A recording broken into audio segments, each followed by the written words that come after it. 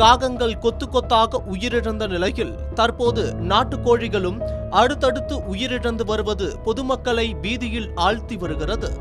கடலூர் தென்பெண்ணை ஆற்றின் கரையோரத்தில் உள்ள கங்கணாங்குப்பம், சின்ன கங்கணாங்குப்பம் பகுதியில் 3 நாட்களுக்கு முன்னர் கொத்து கொத்தாக ஒரே இடத்தில் காகங்கள் உயிரிழந்தன. பொதுவாக ஒரு காகம் உயிரிழந்தால் அதனை சுற்றி ஏராளமான காகங்கள் வட்டமடிக்கும் நிலையில் பல காகங்கள் உயிரிழந்தும் அந்த இடத்துக்கு ஒரு காகம் கூட வராதது ஒரு மர்மமான சூழலை ஏற்படுத்தியது.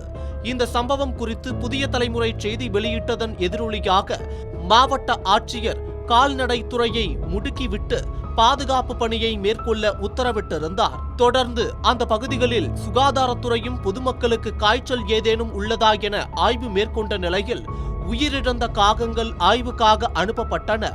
உயிரிழந்த காகங்களை கையால் எடுக்கக்கூடாது எனவும் அவற்றை மண் தோண்டி புதைக்க வேண்டும் என்றும் கால்நடைத்துறை அறிவுறுத்தி இருந்தது. இந்த சூழலில் தற்போது மஞ்சங்குப்பம் மற்றும் சின்ன கங்கணாங்குப்பம் பகுதியில் வீட்டில் வளர்க்கப்படும் நாட்டுக்கோழிகள் அடுத்தடுத்து உயிரிழந்துள்ளது பொதுமக்களிடையே பீதியை ஏற்படுத்தியுள்ளது.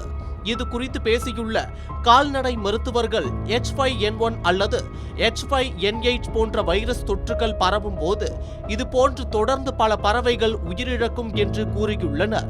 மேலும் திடீர் வெப்ப உயர்வு ஏற்படும் போது பறவைகளுக்கு ஹீட் ஸ்ட்ரோக் எனப்படும் வெப்ப தாக்கம் ஏற்பட்டு அதனாலும் இது போன்ற பாதிப்புகள் ஏற்படலாம் என்றும், பூஞ்சை, காளான் போன்ற உணவுகளை உண்பதாலோ பறவைகளுக்கு தொற்று ஏற்பட்டு கொத்து கொத்தாக உயிரிழப்பு ஏற்பட வாய்ப்புள்ளது என்றும் கால்நடை மருத்துவர்கள் கூறுகின்றனர்.